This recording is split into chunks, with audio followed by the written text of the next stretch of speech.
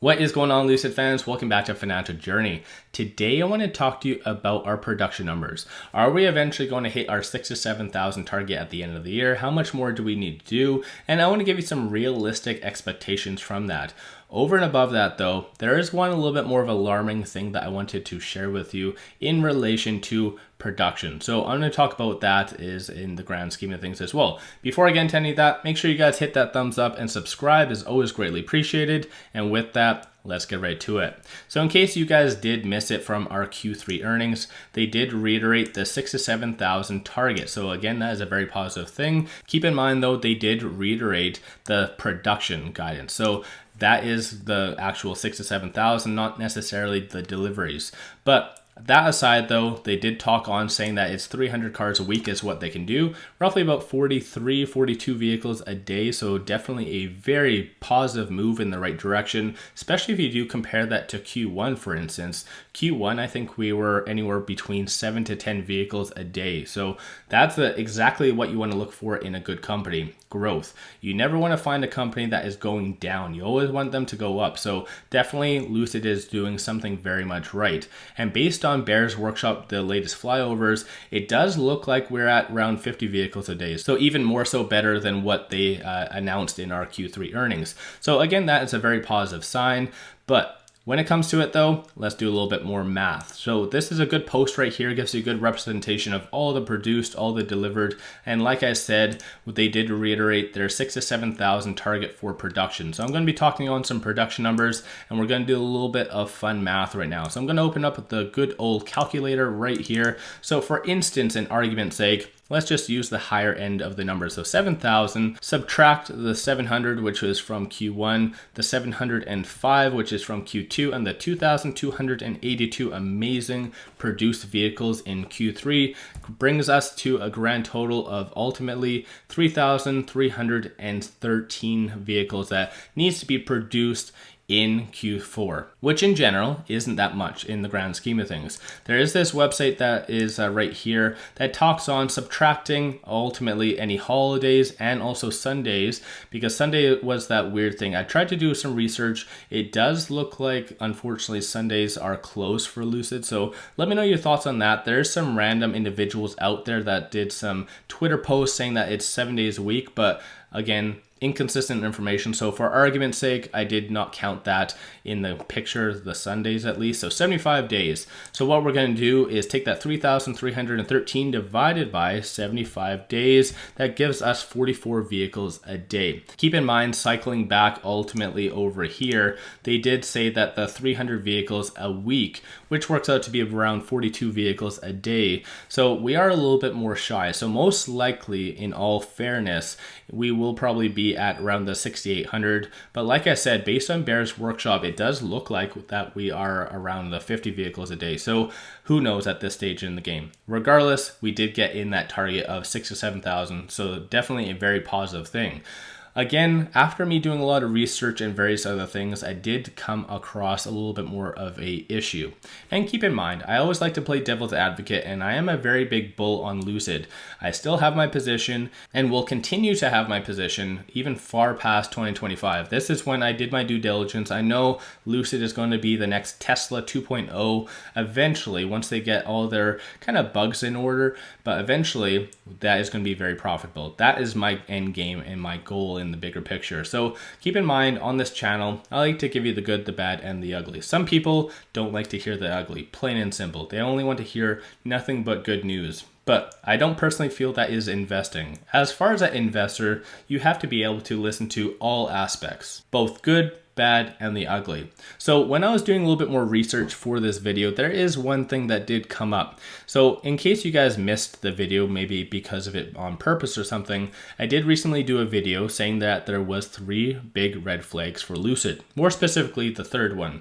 So when it comes down to Lucid, there's arguably around 1,000 vehicles that's been sitting around. This was addressed in our Q3 earnings. Peter basically said that there's a lag in distribution and ultimately just a supply problem of car haulers, which is fair to say and very understandable. But based on a lot of things I've been informed of, it does appear that a lot of people who had canceled orders and several months ago, they are being called back and again asked to reconsider, to try and get your order back.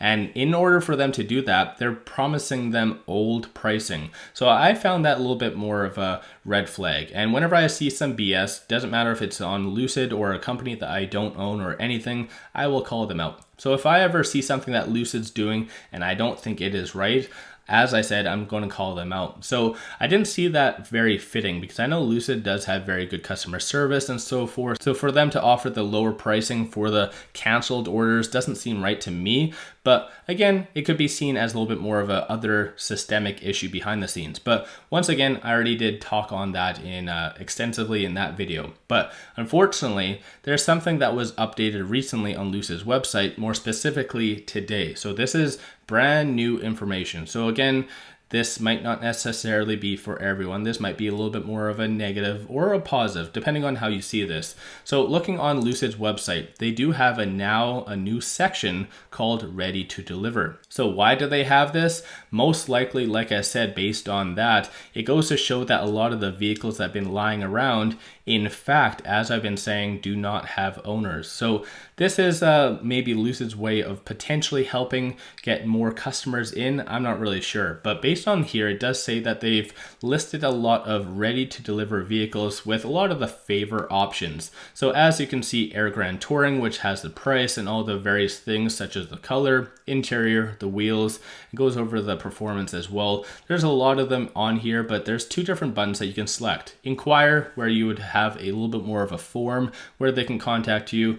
And as far as incentives, so if you click on incentives, what does this tell us? So ultimately it talks on the EV tax credit. So they did do a very good thing. So in here, they're really incentivizing customers to obtain and pick up their vehicle by 2022, by the calendar end of the year, in order for them to get that $7,500 rebate. Over and above that, they do have a promo for financing as far as an offer. Does look like it is 2.81 APR. So at the end of the day, this could be seen, like I said at the beginning, as a positive or as a negative. Positive being they are helping customers with potentially better pricing for offers and also for them to get that federal tax credit if they do have and pick up the vehicle by the end of the year. So that's definitely a double benefit for any potential customers. Negative is, like I said, and piggybacking off of my video about this, it does show that we do have a lot of vehicles that is just potentially lying around without owners. Which goes back to my point, maybe Peter did lie that it's not necessarily car haulers or just a lag. It is truly, in fact, that we don't have any buyers. Because when it comes down to our reservation numbers, although it's definitely going to be looked at very heavily for our Q4 earnings, but a lot of people already know that the majority of our reservations are the Pure, not necessarily the Air Grand Touring. So it's one of those things. Once again, I like to take the information that I have in front of me, piece together a very logical response, and again, this is how I came up to this. Ultimately, this is affecting deliveries. Keep in mind, these are already produced vehicles. So as far as the grand scheme of things, this isn't going to affect our 6,000 to 7,000 vehicles. This will potentially affect our delivery numbers. But in Lucid's case, though, they're not verifying or reiterating our targets of 6,000 to 7,000 for that. They don't have any targets for delivery numbers, only production. So they could potentially just have 7,000 vehicles just lying around and they would meet their target. They would have a little check mark at the end of the year. So let me know your thoughts on that in the comments below. Let me know your thoughts. How high do you think we're going to actually have our production numbers, especially for our 2023?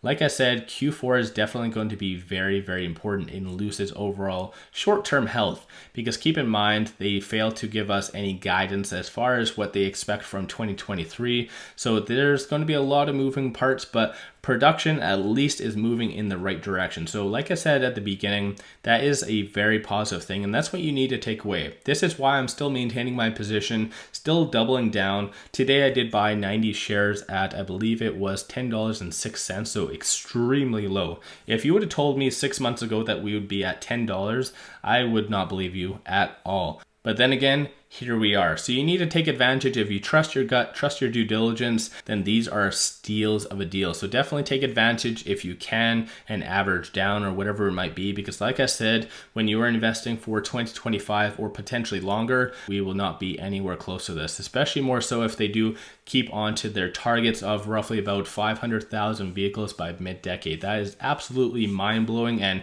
if we can get to that, then we're going to be very happy with our overall investment with Lucid. But with all that, let me know your thoughts on Lucid in the comments below. If you haven't already, hit that thumbs up and subscribe is always greatly appreciated. And with that said, I appreciate you guys watching. Let's all make a lot of money on Lucid.